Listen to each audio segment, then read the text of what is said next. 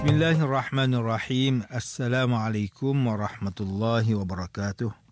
Innal hamdalillah nahmaduhu wa nasta'inuhu wa nastaghfiruh wa na'udzu billahi min shururi anfusina wa min sayyiati a'malina.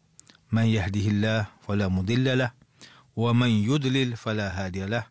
Asyhadu an la ilaha illallah wahdahu la syarika lahu wa asyhadu anna Muhammadan 'abduhu wa rasuluh.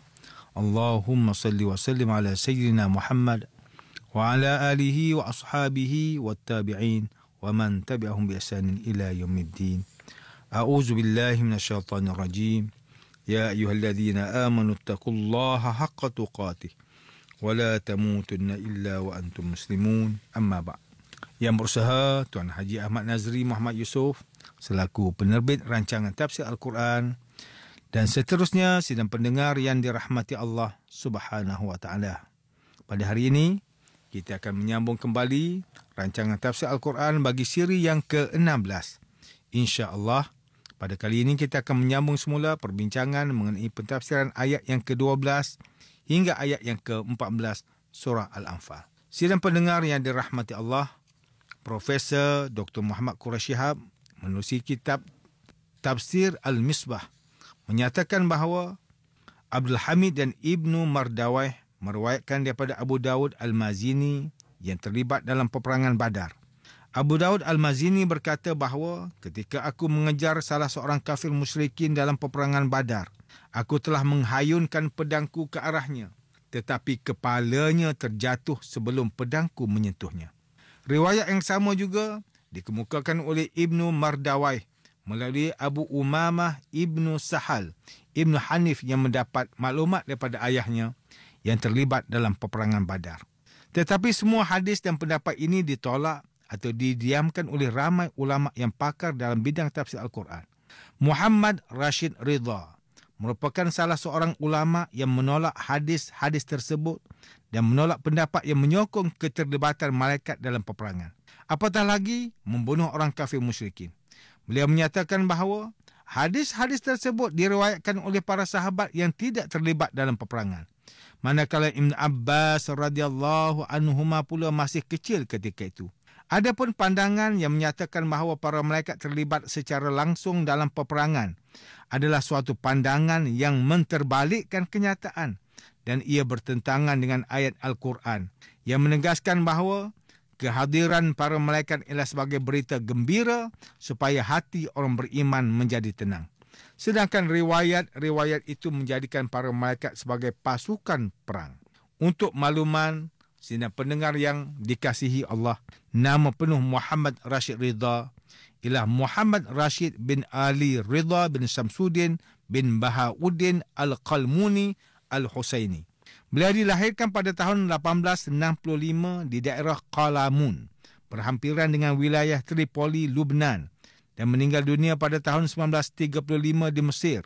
Beliau merupakan seorang tokoh tajdid dan islah serta penulis prolifik dalam dunia Islam pada abad yang ke-20. Beliau juga ialah pengarang bagi majalah Al-Manar yang banyak memuatkan pentafsiran Al-Quran. Kembali semula kepada pentafsiran ayat yang ke-12 hingga 14 surah Al-Anfal. Muhammad Rashid Ridha menyatakan bahawa jika benarlah para malaikat ikut serta dalam peperangan, maka apakah keistimewaan para sahabat Nabi yang terlibat dalam peperangan Badar itu jika dibandingkan dengan sahabat lain yang juga terlibat dalam banyak peperangan selepas peperangan Badar? Mereka juga telah melemahkan musuh dan membunuh ribuan tentera kafir.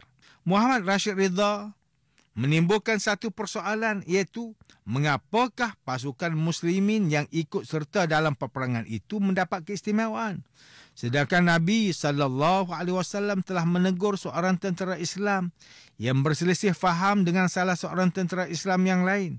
Rasulullah SAW bersabda yang bermaksud, siapa tahu bahawa Allah telah mengetahui pasukan yang terlibat dalam peperangan Badar, sehingga Allah Ta'ala berfirman, lakukanlah apa sahaja kerana aku telah mengampuni kamu. Menurut Muhammad Rashid Ridha, pandangan yang menyokong keterlibatan para malaikat secara langsung dalam peperangan telah memperbesarkan kedudukan kaum kafir musyrikin. menonjolkan keberanian mereka dan dalam masa yang sama juga telah memperkecilkan kedudukan para sahabat utama Nabi sallallahu alaihi wasallam, termasuklah sahabat yang paling berani di kalangan mereka. Manakala Profesor Dr. Muhammad Quraish Shihab menyatakan bahawa ketika beliau membahaskan ayat ini dan dalam disertasinya hampir 20 tahun yang lalu, beliau ada mengemukakan catatan yang berkaitan dengan pandangan Muhammad Rashid Ridha tersebut. Antaranya ialah penilaian Muhammad Rashid Ridha yang tidak selari dengan kaedah yang digunakan oleh jumhur ulama dalam menilai sesebuah hadis. Menurut Profesor Dr. Muhammad Quraish Shihab, riwayat yang disampaikan oleh sahabat kecil, walaupun mereka tidak terlibat atau melihat sesuatu peristiwa, maka riwayatnya tetap diterima. Demikian juga pandangan yang dikemukakan oleh pakar hadis. Perkara ini berbeza dengan kritikan Muhammad Rashid Ridha yang menolak riwayat Ibn Abbas dalam kes ini dengan hujah bahawa ketika itu Ibn Abbas radhiyallahu anhu masih kecil. Seterusnya ialah peranan para malaikat sebagai pembawa berita gembira dan penguat hati pasukan tentera Islam, di mana perkara ini tidak sepatutnya dipertikaikan dengan keterlibatan para malaikat dalam peperangan. Profesor Dr. Muhammad Quraish Shihab memberikan suatu contoh atau perumpamaan, iaitu dengan menyatakan bahawa bukankah ada orang yang belum berasa tenang apabila hanya sekadar melihat penyokong berada di sampingnya, dan dia juga akan berasa tenang jika si penyokong itu turut serta untuk melawan musuhnya. Menurut beliau lagi, janganlah memahami keterlibatan para malaikat dalam peperangan Badar sama ada keterlibatan mereka secara langsung maupun hanya dalam bentuk sokongan yang membakar semangat dengan logik kekuatan tentera pasukan tentera ataupun mengukurnya dengan jumlah bilangan tentera. Ini kerana jika menggunakan logik tersebut, maka jangankan 1000 malaikat, bahkan 1 malaikat sahaja pun telah cukup untuk membinasakan kaum kafir musyrikin seluruhnya. Maka tidak wajar menyatakan bahawa keterlibatan para malaikat telah memperbesarkan kedudukan kaum kafir musyrikin atau menunjukkan keberanian mereka dan telah memperkecilkan kedudukan para sahabat utama Nabi sallallahu alaihi wasallam.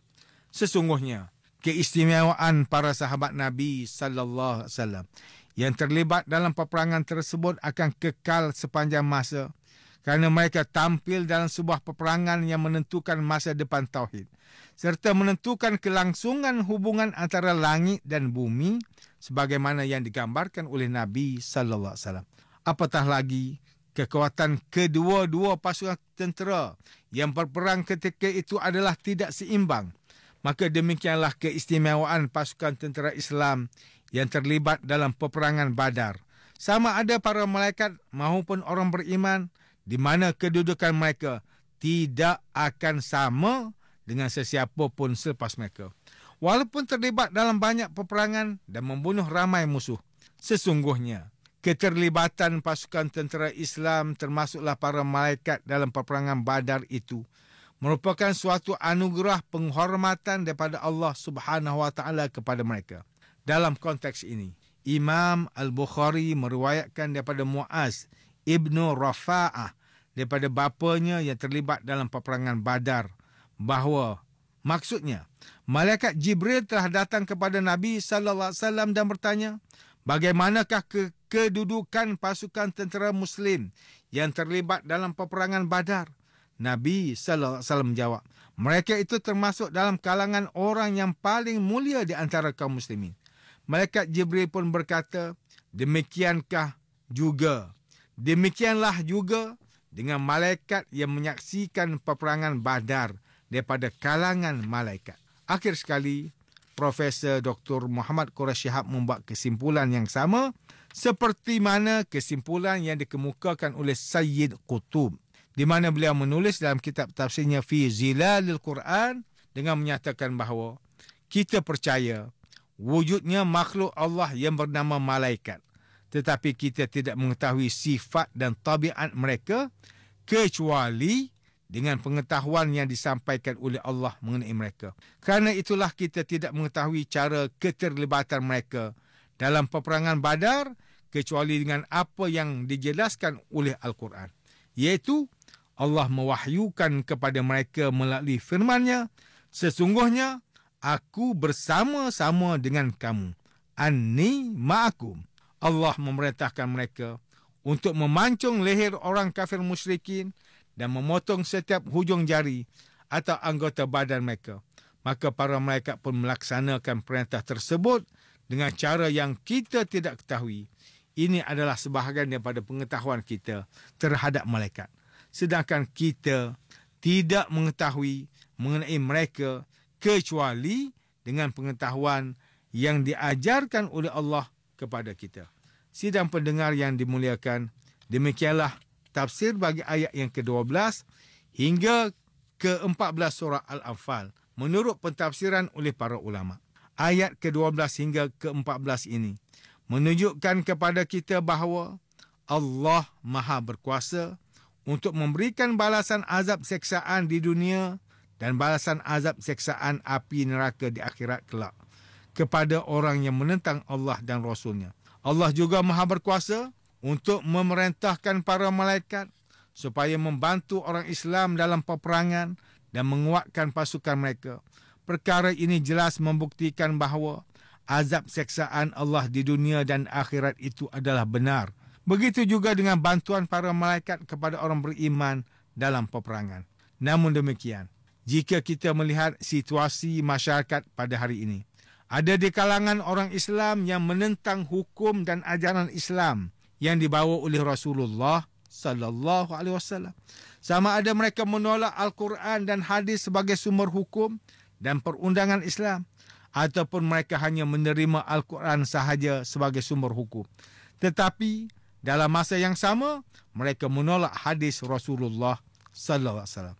Sesungguhnya orang Islam yang menolak Al-Quran dan hadis sebagai sumber hukum dan perundangan Islam, maka dibimbangi akan terjejas imannya, rosak akidahnya, menyeleweng daripada ajaran Islam dan seterusnya boleh dihukumkan sebagai sesat, kufur dan terkeluar daripada Islam. Begitu juga dengan golongan yang menolak hadis atau kumpulan anti hadis, di mana mereka hanya berpegang dengan Al-Quran sahaja sebagai sumber hukum dan perundangan Islam.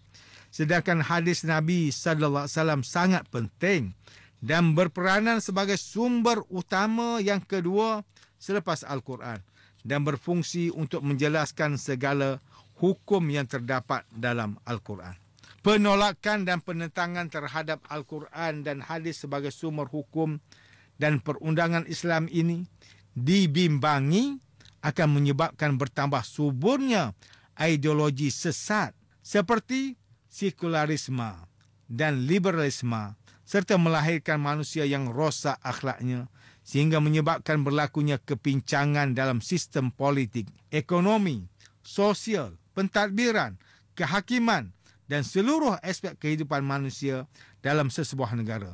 Begitulah akibat daripada perbuatan menolak dan menentang hukum Allah Subhanahu wa ta'ala dan Rasulnya. Bahkan perbuatan ini akan mengundang kemurkaan Allah dan seterusnya mendatangkan bala musibah yang bukan hanya menimpa ke atas golongan yang ingkar tetapi juga kepada semua manusia. Allah Subhanahu wa ta'ala mengingatkan golongan ini melalui firman-Nya dalam surah An-Nur ayat yang ke-51. Innama kana qaulal mu'minina idza du'u ila Allah wa rasulih liyahkuma bainahum an yaqulu sami'na wa ata'na wa ulaika humul muflihun. Sesungguhnya kata-kata yang diucapkan oleh orang yang beriman ketika mereka diajak kepada kitab Allah dan sunnah Rasulnya supaya menjadi hakim dalam memutuskan sesuatu perkara di antara mereka, maka mereka hanya berkata, kami dengar dan kami taat, dan mereka itulah orang yang mendapat kejayaan. Sidang pendengar yang dirahmati Allah, antara pengajaran yang boleh kita ambil daripada tafsir ayat yang ke-12 hingga ke-14 surah Al-Anfal ini ialah setiap Muslim hendaklah taat kepada Allah dan Rasulnya dengan mengikuti segala perintah Allah seperti mana yang terkandung dalam Al-Quran serta mengikuti ajaran yang dibawa oleh Rasulullah sallallahu alaihi wasallam melalui sunnahnya. Kedua, umat Islam hendaklah patuh dan melaksanakan hukum dan undang-undang Islam seperti mana yang ditetapkan oleh Allah Subhanahu wa taala dan Rasulnya, walaupun dibenci oleh musuh Islam, supaya mendapat rahmat dan keberkatan daripada Allah sama ada di dunia maupun di akhirat. Ketiga, jangan sesekali menentang perintah dan hukum yang telah ditetapkan oleh Allah dan Rasulnya, kerana perbuatan ini akan menyebabkan kehidupan manusia menjadi rosak dan kacau bilau, bahkan mengundang bala musibah dan kemurkaan Allah. Sidang pendengar yang dirahmati Allah, sekian sahaja rancangan tafsir Al-Quran pada hari ini. Semoga kita semua mendapat manfaat daripada perbincangan ilmu ini, insya-Allah. Mudah-mudahan kita akan bertemu lagi pada siri rancangan tafsir Al-Quran yang akan datang. Wabillahi taufiq wal hidayah. Wassalamualaikum warahmatullahi wabarakatuh.